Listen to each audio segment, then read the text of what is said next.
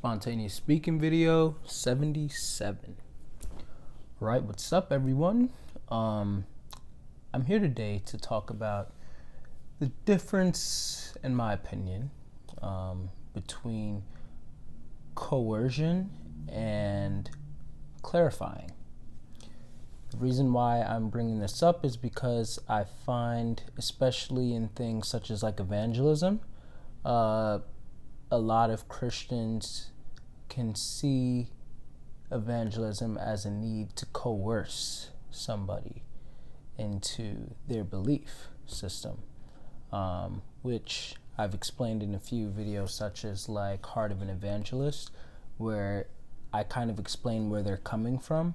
And for those of you who are not Christians, or those of you who are Christians but don't believe in coercion, such as myself, you can at least like see why there's like an urgency and a fire behind these types of people. And they often have good hearts, even if they don't seem like it. But good intent does not always mean that it's going to land properly, especially if you're delivering things on a poisonous platter, even if it's fantastic food, which is a blog that I wrote before. Which you can also find on my blog site, by the way. Shameless plug. But I'm here to talk about this because, like I said, I think that doesn't even just go into evangelism. I think that it goes into a whole bunch of things. So I think that I will start this off by saying, first and foremost, that I see myself as somebody who's more of a clarifier rather than a coercer. One who coerces people. And to coerce people, in my opinion, in my definition, the way that I define that is to force someone to aggressively assert yourself upon somebody else to kind of do something that you want to, and in this case it'll be to join your belief system or to leave their belief system, stuff like that. And that can turn a lot of people off. Now, for me, I believe more in clarifying. Now, when I say this, I mean that instead of coming to you and all of a sudden saying, "This is why you should believe in the Bible. This is the truth of God. You need to repent or you're going to go to hell."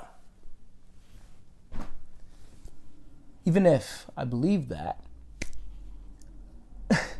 I'm not going to coerce somebody into that, especially in that manner. In my opinion, I don't think that really, at least oftentimes, does the trick. And even when it does, it's not doing it in a good way. If you're coming through fear, bad type of fear, well, it's not really good.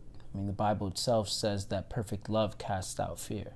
And the fear of God is supposed to make you run toward God, not away from him. So when we're talking about fear in that sense, then it's actually reverence for God. But anyway, yeah, no, that's just not me. That's not my style. My thing is, I make it very clear. I make it very known that this is what I believe. And I stand by that. I'm totally open to hearing other people's perspectives and everything, and I do not enter a debate thinking I'm going to win this person over by coercing my belief onto them. In fact, I rarely, if ever, enter debates. Now that I say that, I like discussion, because in discussions you're able to clarify. In discussions, you're not going in there to try to win, in my opinion, as opposed to debates. In discussions, you're going in there to learn, to share perspectives, to clarify. And I would always prefer a discussion because in a discussion, the defenses go down. Nobody's here to lose face. Nobody's here to think, "Oh, crap, I was wrong, but if I admit that I was wrong, everybody's gonna laugh at me, or he's gonna know that he was right, and now I'm gonna look stupid. I'm not aiming for that.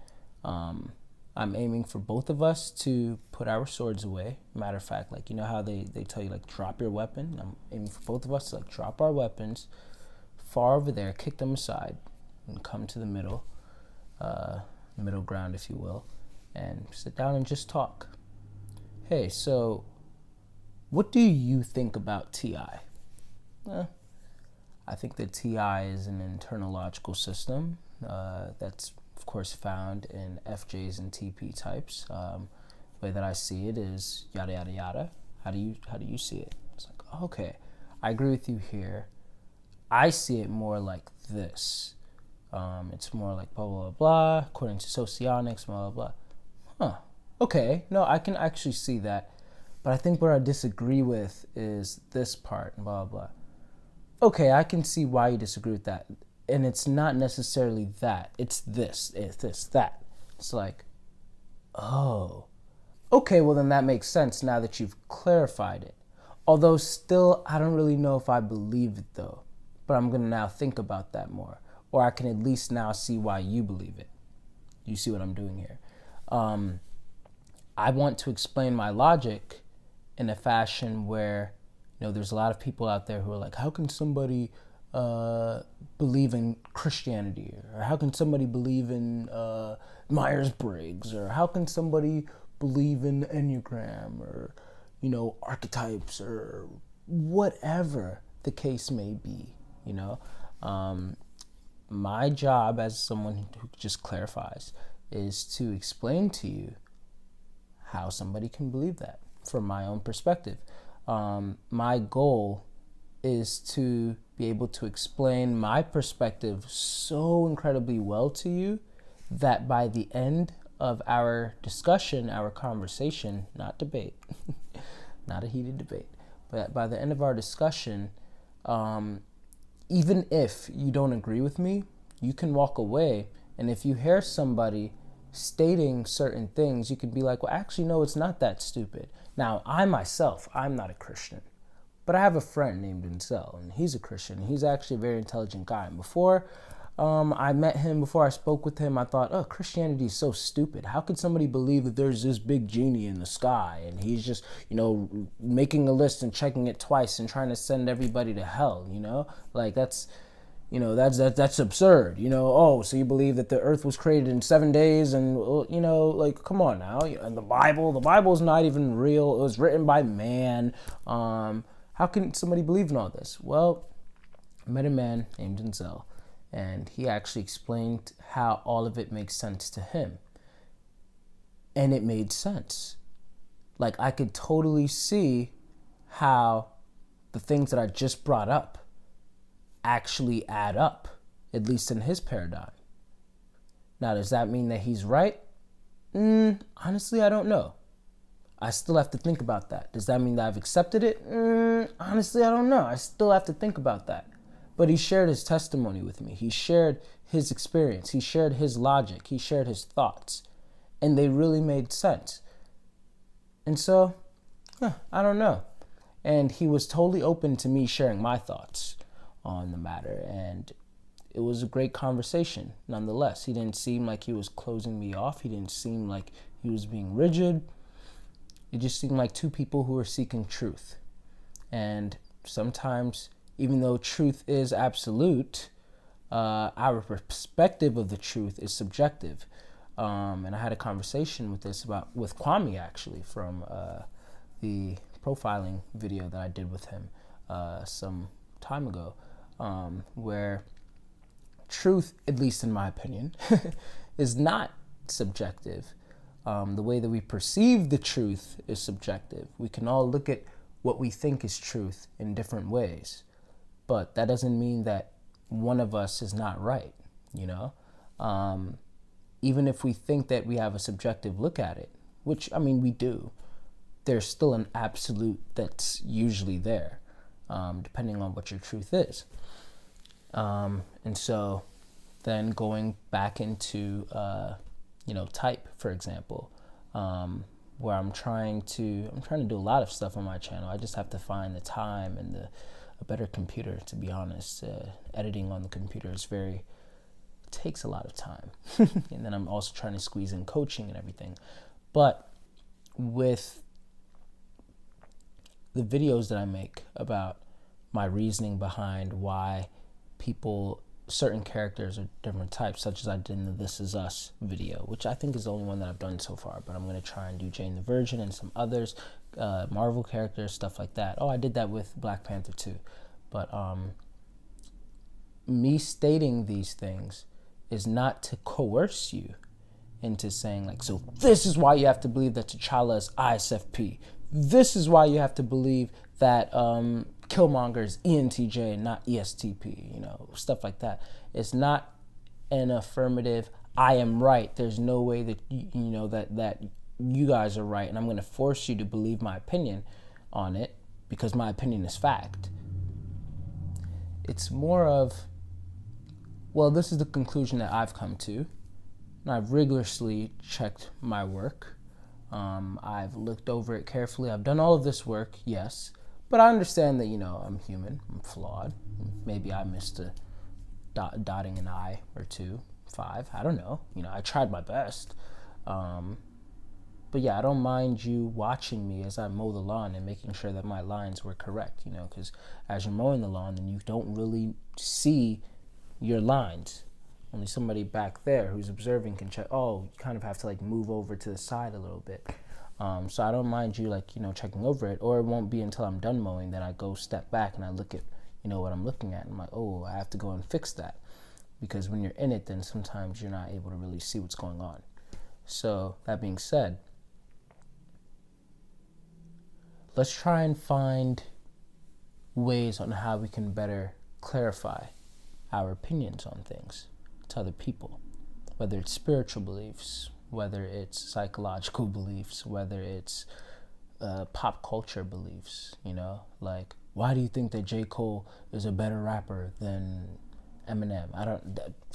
Don't start nothing with that. I'm not saying, in fact, I actually don't think that J. Cole is a better rapper than Eminem, and I probably wouldn't even say that Eminem is a better rapper than J. Cole. I don't know. They're in 2 different leagues. I done opened up a can of worms. Y'all are about to comment on that. But what I'm saying, though, is that if we were going to go with that example, be open to hearing the other person's logic behind the matter.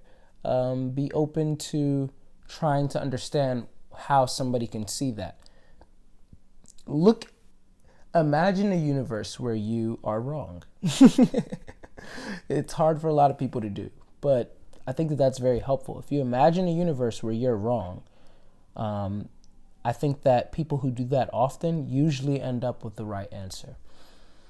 Now, when you do find the right answer, and you've had lots of, ways to be able to conclude with that, because, there is absolute truth, in my opinion. That's such irony, isn't it? But if you do have the right answer, I think the best that you can do is continue to clarify to people why you believe that it's the right answer. But you can't force them to take it. If you believe that Jesus Christ is the Son of God who lived over 2,000 years ago, and at the age of 33 died on the cross, and he was able to resurrect on the 3rd day, just like he said that he would, and just like many books in the Bible beforehand had predicted that he was going to do, and that whoever believes in this whole thing that I just said and accepts Jesus as their Lord, personal Savior, has a spiritual relationship with him and walks with him, is saved, no matter how bad your past is and even how bad your future was. As long as you genuinely believe that and you genuinely are trying to do better despite the mistakes that you make. If you believe all of that, then, then just clarify, like, hey, this is why I believe it. Okay. And, just like what I was kind of doing with my misconceptions on Christianity series, which, like I said, I want to get back to that, but I try to do everything perfectly.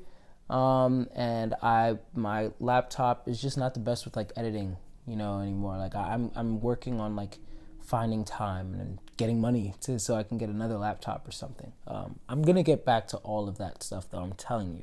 But in the meantime, check out the playlist. You'll see a whole bunch of different things. That's why, honestly, I like these spontaneous speaking videos, because I don't have to do much editing. I can just like upload it. Although, once again, my laptop, it takes forever to upload these videos, like over 2 hours. I don't understand why.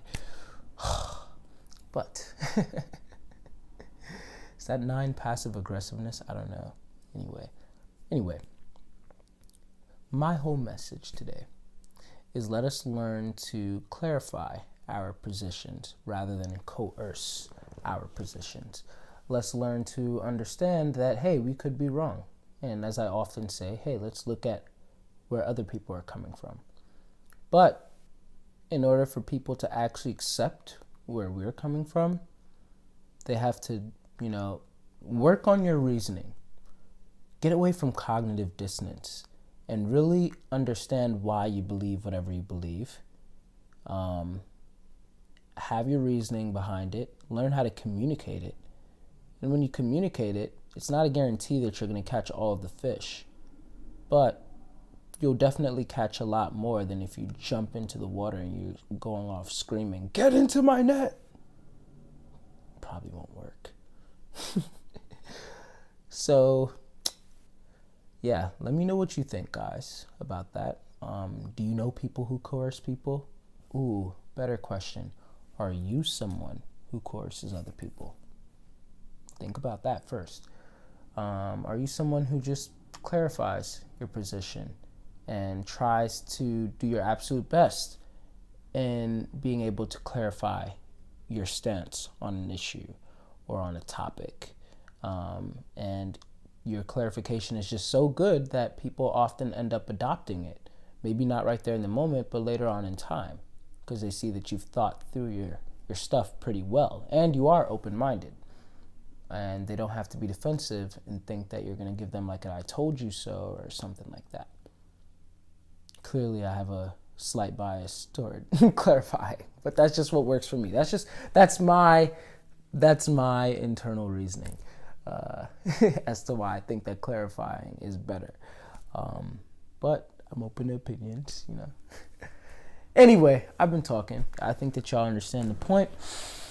Be sure to, if you guys want to do coaching, then be sure to check out the description. I have a link that's on psychologyjunkie.com, and you guys can be able to check it out. For those of you who want type clarifications, you can literally book a session, and the payment is there and everything. And then 1 hour type clarification where I will type you on whatever MBTI type you are, and even Enneagram, if necessary, or if wanted, if desired, and then explain your type to you in depth on an individual basis.